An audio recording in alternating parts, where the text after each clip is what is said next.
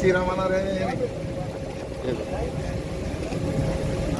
అసలు కొత్త ప్రాజెక్ట్ అంటే బాగుంటుంది. ప్రతిసారి కొత్త ఫార్మాట్ నాకు అర్థమే కాదు. ఒక్కసారి ఇంట్లో సార్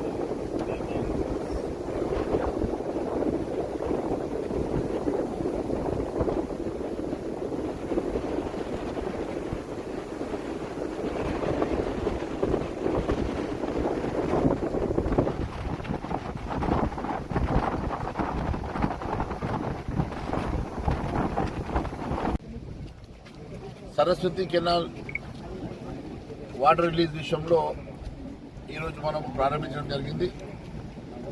మరి సరస్వతి కెనాల్ ద్వారా వస్తున్నటువంటి నీటిని సద్వినియోగం చేసుకొని మరి ఇప్పుడు ఉన్నటువంటి 45 టీఎంసీల నీరున్నాయి, ఇంకా ఇన్ఫ్లో ఉన్నది.